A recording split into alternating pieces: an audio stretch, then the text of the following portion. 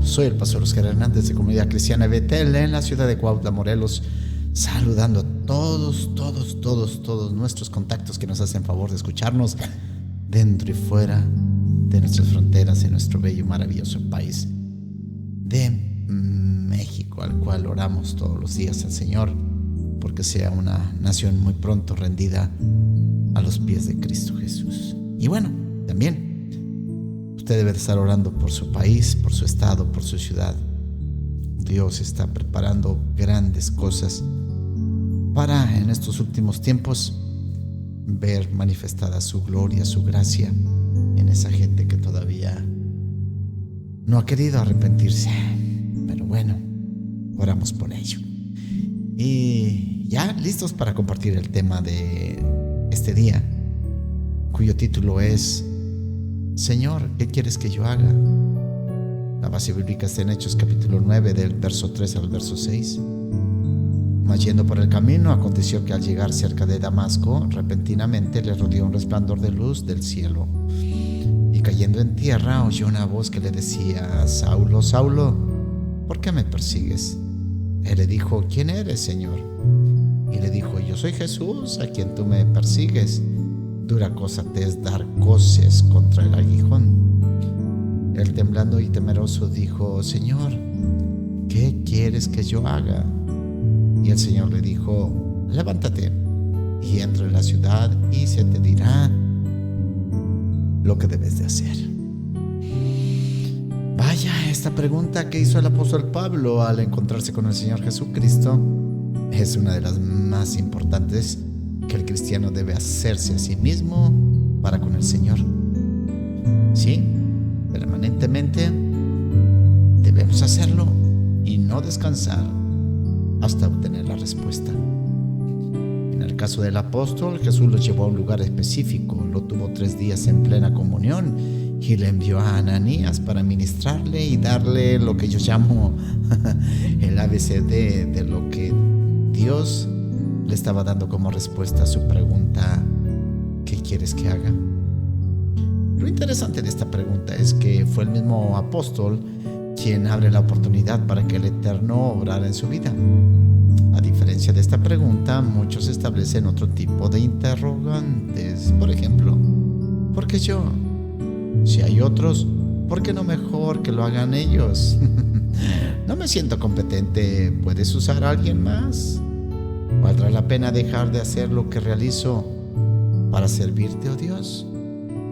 Ante la pregunta del apóstol de ¿qué quieres que yo haga?, la palabra nos muestra algunas acciones que el Señor Jesús le encomendó hacer al apóstol Pablo. La primera, acerca de su conversión. Aunque el apóstol tenía conocimiento bíblico, pero la realidad es que no era una persona convertida. Sí, y estoy hablando como Saulo antes de convertirse en Pablo y más tarde en el apóstol. Y es que el conocimiento no te convierte. Es el proceder hacia un verdadero arrepentimiento y entrega de nuestras vidas a la autoridad del Señor Jesucristo, lo que realmente llamamos conversión. Lo segundo que se desarrolla en las indicaciones del Señor Jesús es acerca de un encuentro.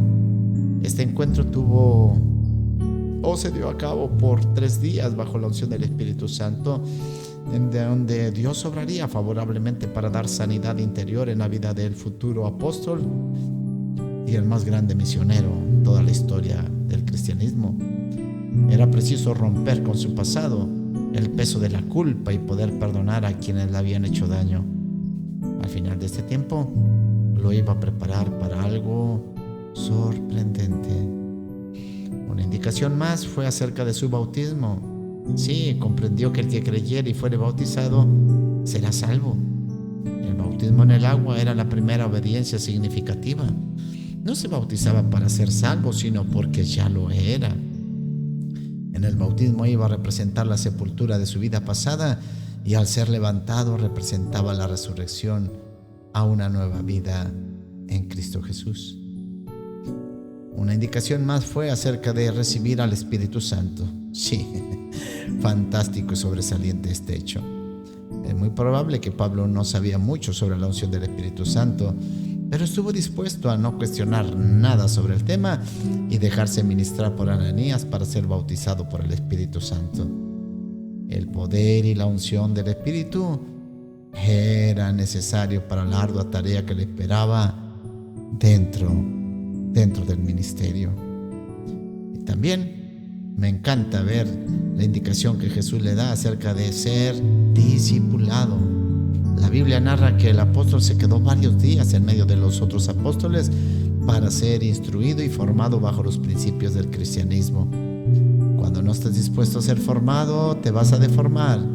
Y para Pablo ya había llegado el tiempo de entender la cultura del reino que lo llevaría a ser el más grande de los misioneros. No podía seguir teniendo la misma vida, Pablo, cuando le esperaba un futuro grandioso.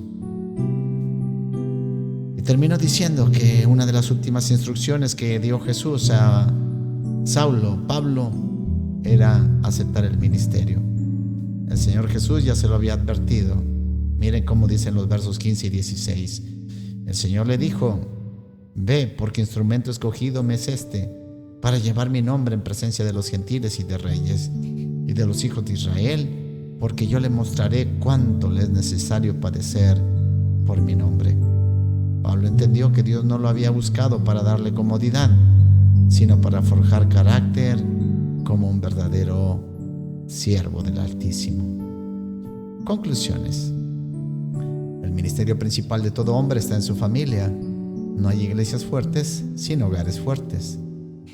La necesidad más urgente en la iglesia cristiana en la actualidad es una auténtica predicación, y puesto que esta es la mayor y más urgente necesidad en la iglesia, es también la mayor necesidad del mundo. Una iglesia que no está propagando activamente la verdad, dando testimonio de ella y preocupada por los perdidos, no es digna del nombre de Iglesia de Jesucristo. Reflexiona. El preguntar, Señor, ¿qué quieres que haga?, nos compromete a estar listos para obedecer sus instrucciones. ¿Sueles hacerle esta pregunta al Señor Jesús? Pablo nos muestra la manera en cómo se desarrollan las instrucciones del Señor Jesús en la vida y ministerio. ¿Cómo consideras que estás siendo obediente a lo que te indica el Señor Jesús? Padecer por causa de Cristo es algo que no agrada a muchos de sus seguidores. ¿Estás dispuesto a seguir las instrucciones del Señor Jesús, aunque tengas que padecer por causa de Él? Vaya. Última pregunta.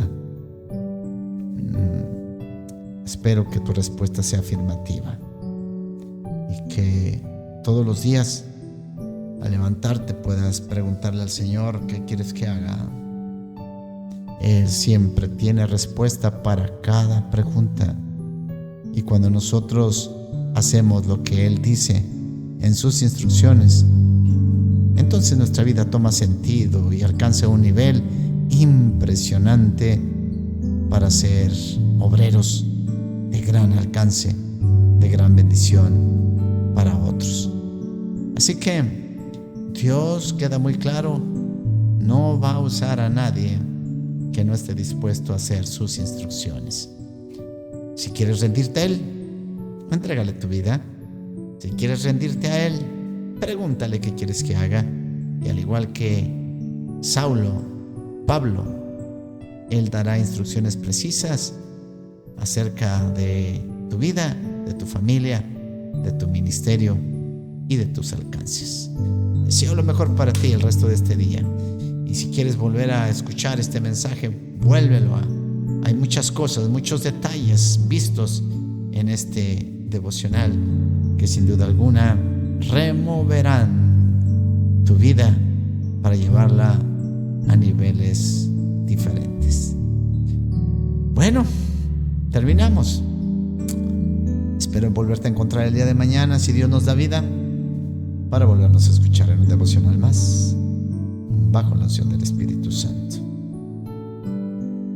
Hasta pronto.